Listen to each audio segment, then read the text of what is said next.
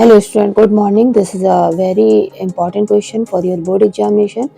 This question can be asked in a 4 marks or a 5 marks. So questions को पूरा देखिए, बहुत ही interesting question है. देखिए, what is your question? A thief runs with a uniform speed. Actually इस question को मैंने दे रखा है लाइव में, बट उन बच्चों के लिए है जो और भी मेरे क्वेश्चंस को देख रहे हैं, तो मैंने एक बार सोचा यहाँ पे भी एक्सप्लेन करूँ मैं क्वेश्चन को.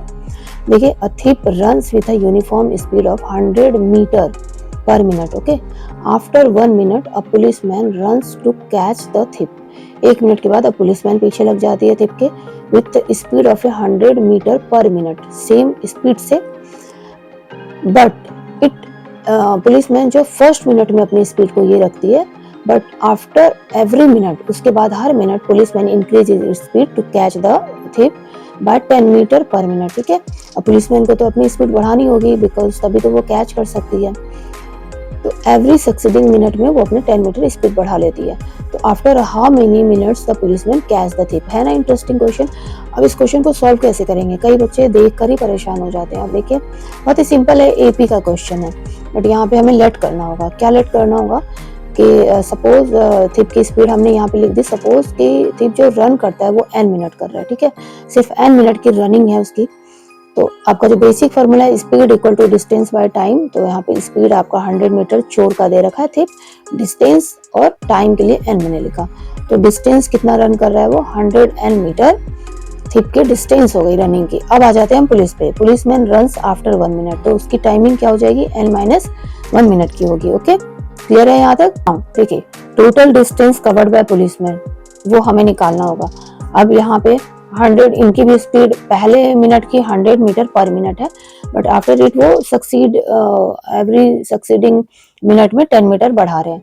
तो 100 मीटर 110 120 एंड सो ऑन करते हुए आप लिखोगे. कहाँ तक जाओगे, n-1 मिनट तक. ये मिनट का है, हर मिनट का हमने ये प्लस करना है. ओके, तो पहले मिनट 100 मीटर, दूसरे मिनट में उन्होंने बढ़ा लिया तो 110 मीटर कवर किया तीसरे.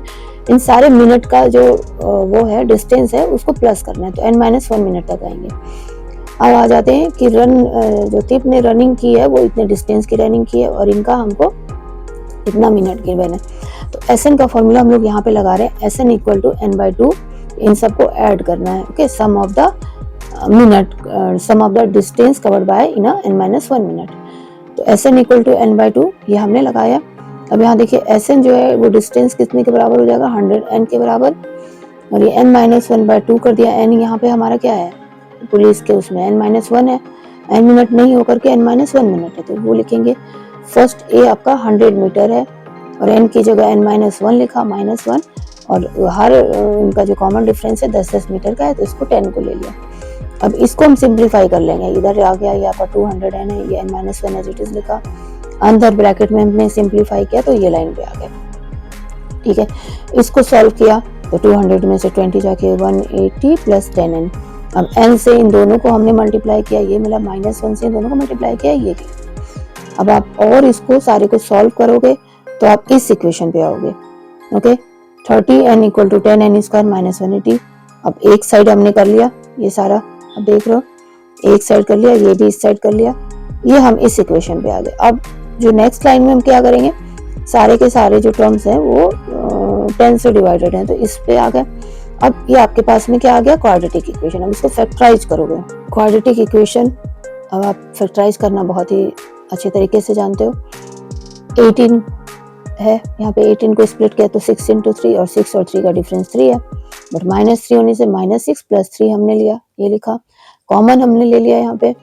ओके, तो इस तरह हमारे पास n + 3 n-6 आता है. तो n की वैल्यू -3 और n की वैल्यू 6 मिनट आ गई. ओके, यहाँ तक ये तो हमारा रनिंग हो गया, किसका, थिप का रनिंग हो गया. बट एक और चीज हमारी मिस हो गई कि यहाँ पे क्वेश्चन में पुलिसमैन कितने मिनट के बाद रन कर रहा है, कितने मिनट के बाद उसने थिप को कैच किया. तो उसने थिप के दौड़ने के 1 मिनट के बाद उसने रन किया है, तो इसलिए हमारा आंसर 6 - 1 5 मिनट हो जाएगा.